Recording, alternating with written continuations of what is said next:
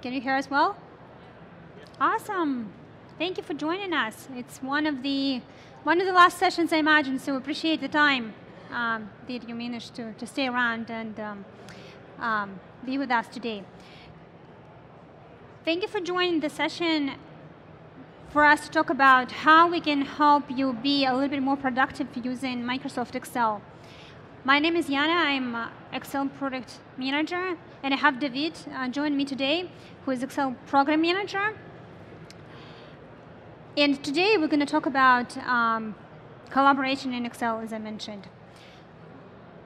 One first quick slide before we actually go to show you the product is that the world of collaboration is definitely changing. None of that should be a surprise to you. I think some of the interesting stats there I've learned myself, something new recently when I started using this slide. But people have started collaborating 50% more. That's probably, you probably see that as well in your organization. So that's absolutely true for me. I can attest for that, absolutely. People are working everywhere. There's so much flexibility how we work, where we work, what hours we work. It doesn't really matter where you are today. We get work done across different devices, across different time zones, anywhere. Work gets done now, so this is amazing. People have different preferences and different skill sets, how they work and how they want to work. So that's absolutely true. Again, a great flexibility that allows us to be more productive. And finally, the companies who have higher engagement, for employee engagement, actually definitely show higher productivity. They experience higher profits. As you can see, one of the stats showed there's even 21% higher profits for companies who have 70% of their employees engaged in collaboration. So this is great. So that proves that collaboration is definitely there. It's helping with the productivity. So let's talk about it, how we can enable you to be productive anywhere. And before we jump into the very traditional collaboration scenarios, let's start with something a little bit unusual, how we think about collaboration and productivity. Great.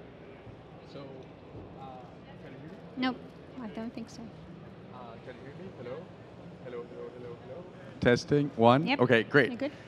As Yana was mentioning, collaboration is now central to the workflows that we're building in Excel.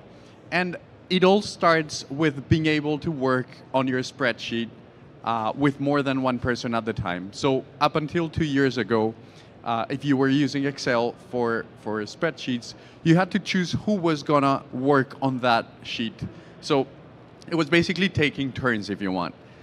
This was a significant investment in the product to make it actually fully co-authorable with more than one person at a time across all endpoints. So whether you prefer to use Excel on Win32, Excel for Mac, Excel on the web, Excel mobile, both iOS and Android, you're able to do so with more than one person at a time. And one of the favorite things that it enables, one of my favorite things that this enables is for me to be able to complete different workflows across endpoints that are more convenient for one task or the other. So this first feature that I'm going to show you is pretty recent. We just launched it for iOS. And here I have a printed spreadsheet. So I need to get this data in my grid. I was working on the desktop, so I just opened the spreadsheet on my phone on the right. I have exactly the same one, and you can tell that because they're part of the same session, you can see the presence across both endpoints. So here, all I need to do is insert a new spreadsheet on the phone. I take my printed sheet, use this new feature that's called Insert Data from Picture, right here with this icon that pulls the camera, and I just take a picture of this printed sheet. This sends the table over to like an online service that runs OCR on it. If there are any fields that may be inaccurate, it points it out so I can correct it and show that type that that was for, and that is a feedback loop for the model. And then I just insert my spreadsheet, my printed data into the sheet. Once I'm done, I just continue my workflow on the desktop endpoint to continue my analysis easily. So this has been running the whole time, and I just have this data back in the sheet I created from the phone. So this is one of the cases. It may not be collaborating with others, but the fact that this is now built into the product enables this a scenario like this one. Now we're going to look at some other more traditional collaborative scenarios in Excel.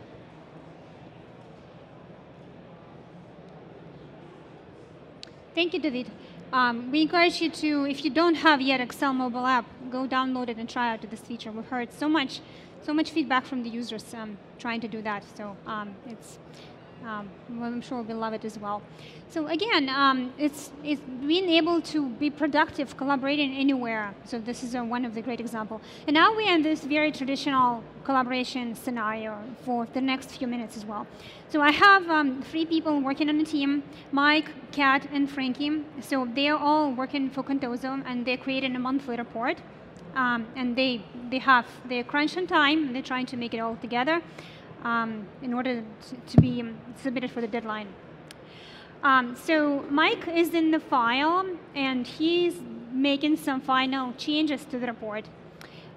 So he decides to prove some numbers. Something looks still strange to him. He wants to double check. He wants his team to take a look at this. So he decides to share the report and with a couple of people on his team and ask them to do that. So he clicks on sharing a file, and this dialog comes up. So he can decide how he wants to share this file. As you can see, also by default, the file will be available to the people only within your organization. You can change this if you want external people seeing this file or not, but default is always within your organization only. There are different ways how you want to do it. You can just copy the link and send it. You can do it through Outlook. And in future, you will be able to send it directly to Teams. So this is exciting, as we have so many customers using Teams today. He chooses which people he wants to show. He very quickly finds Kat and Frankie, adds them here, and sends an email out to them, asking them to review the document as soon as possible. So the link has been sent, and they should now receive the file. So Kat enters her Outlook, and she receives email from Mike with the link to the file and a quick note that he wants her to see that. So she can immediately go to the link. It's already been shared with her. She already has access to that. Should be no problem getting in and working on that. So she gets into the file and sees some of the cells that he highlighted and wants her to see. She browses through the rest of the report, trying to see if there any information is missing, what else she can do there. She decides to add another column there, make some additional changes. Frankie also receives a notification on his inbox about this file, and he goes in and decides to check it out as well. He already can see that the cat is already in the file, and we work for large organizations. I sometimes see people in the file that I have no idea who they are. I'm sure there were good reasons why it was shared with them, but I just don't know because it's a large organization. So I will quickly hover over this person and just see, okay, this is the title, this is who they work for. If I want to communicate with them, I can quickly start a chat from here, or I can drop them email. So for me, very, very typical, very standard scenarios. So it's always useful to bring a little bit of pieces of information about who is in the file and why they might be working on this file. So this is right there. So you can also see that she is working on this particular cell right now, and with her initials on top of this. So he knows where she's working. Again, imagine large files, massive information, many tabs. It's always useful to understand where the people are, what are they working on. So it's always great to point out in large, massive data sets. And right from there, again, if he didn't need to know who she is and communicate with her before, it's right there. Again, I don't know who this person is, or I want to ask them the question, you can start communicating with them right from this particular place. So they continue working on the file, and he adds some of the additional information there, does some conditional formatting on the file, just to complete the report. So all the information is accurate, and they have enough insights to submit it. And so they keep working on a file, but it says he applied conditional formatting. One of the numbers looks odd to him. He wants other people to clarify this, and he can start a conversation right from there and bring attention to other people he wants to this particular number. And this is a new feature that we introduced that's currently available across Office apps, which is add mentions. It really calls out attention to the people you want to review and pay attention to this file. They will receive email notifications as well that you've been at mention in this file. Go back to this one, and they will see exactly where they were at mention. Because imagine, again, massive files, you never know like where people wanted you to, they wanted you to review specifically. And you will know exactly where you need to pay attention to. That saves a lot of time just working with the big documents.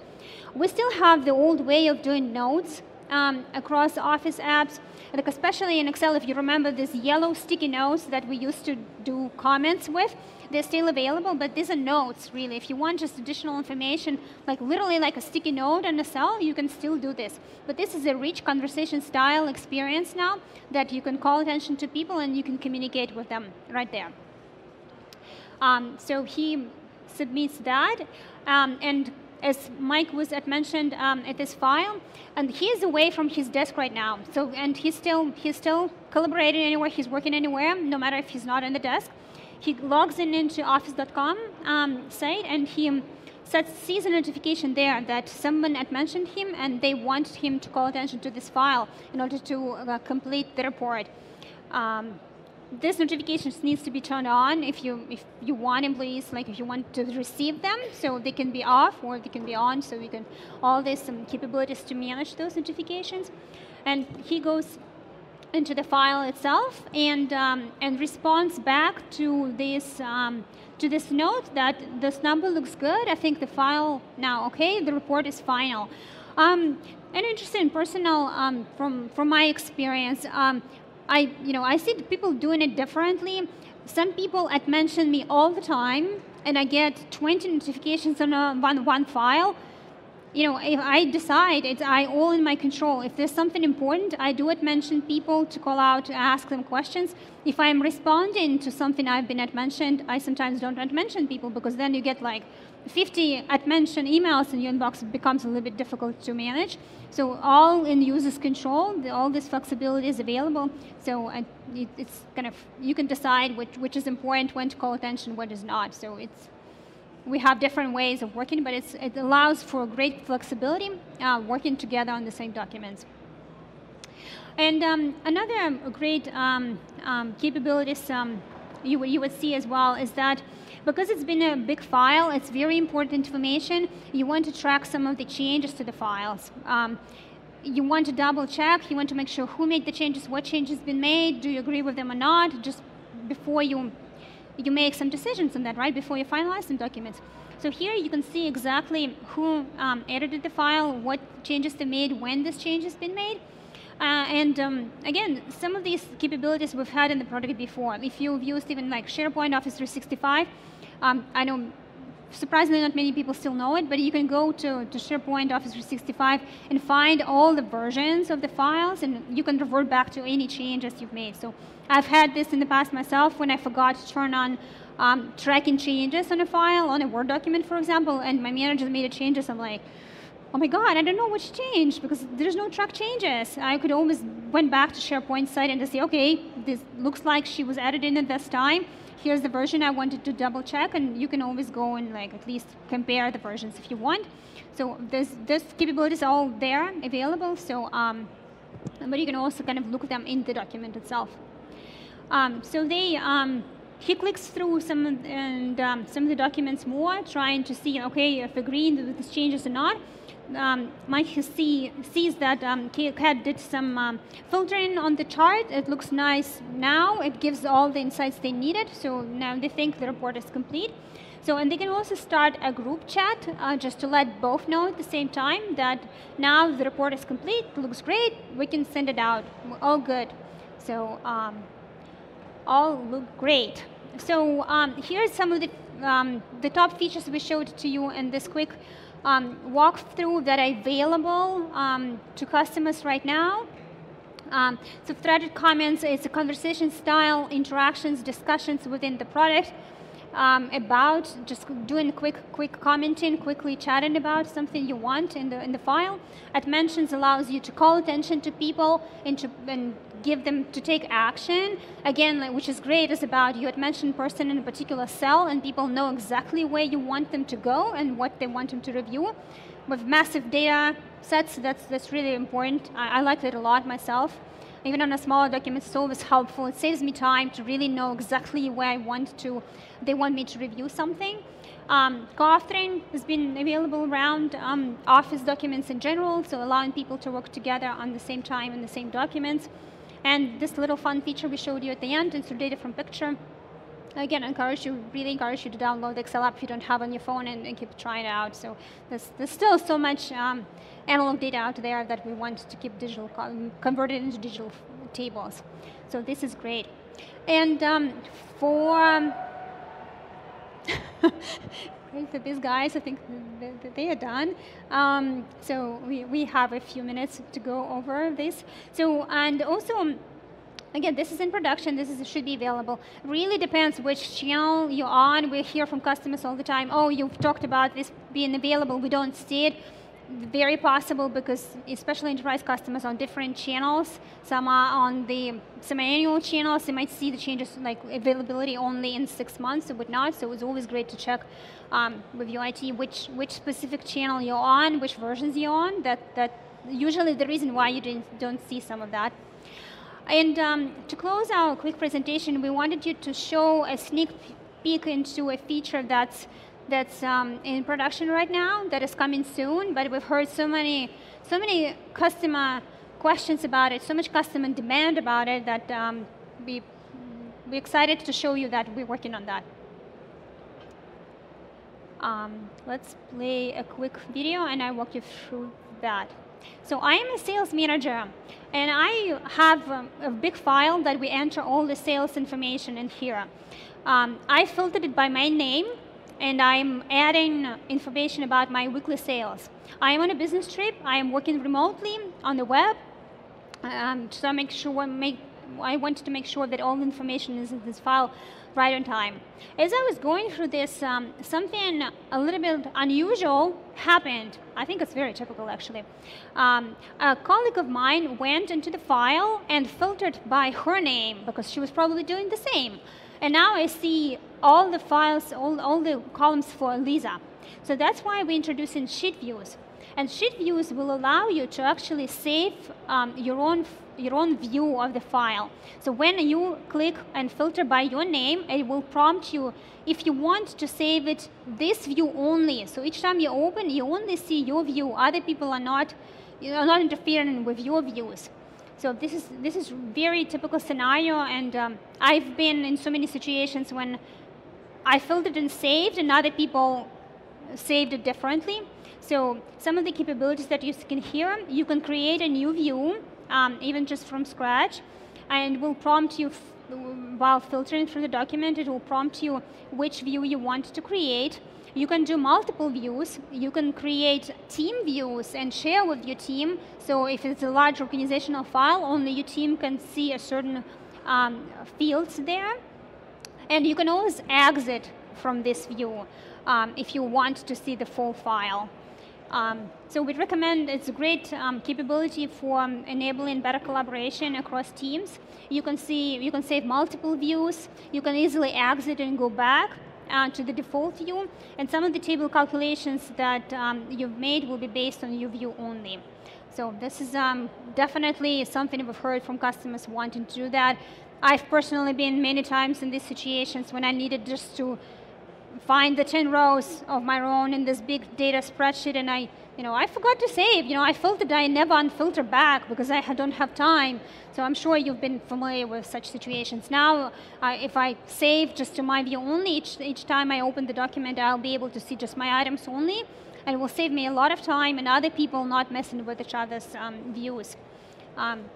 So that's coming soon. We're working on this one, so very kind of a sneak peek preview into this capability. So thank you for joining us in this session, so you've had a chance to see that. And with that, we will wrap up. So here's some resources. We want you to continue staying with us, learning more about Excel. All the resources, all is up to date. We put a lot of information on a daily basis to these resources. Since you can get links from here, definitely download the deck and get those resources, start following us. We have a great Excel community. People still come to us and ask us how they can have their questions answered. This is a great resource. It's called Technical Community, but it's really kind of our advanced deep users who help each other and ask any questions about Excel. We're there too, so we'll always be able to help you how much we can. So please join up. And I think that's probably wraps up these sessions we had, right, for the 2 days. But these are the codes. You can always go check out the recordings and the presentations for other sessions we had about here in Excel. One, I think the best hit of all was dynamic arrays. If you haven't been to those sessions, please check it out. Our customers users just raving about this capability. So it was such a great functionality. We had a couple of sessions on those. Please check us out. So it's really kind of one of the hits of this conference for sure among our users. And please submit the evaluations. We always appreciate your feedback. With that, thank you so much for joining. I know I think there's a keynote still, right? The closing. Yeah, there's a closing keynote. If you want to head out there, if not, please come over here and we can take some questions.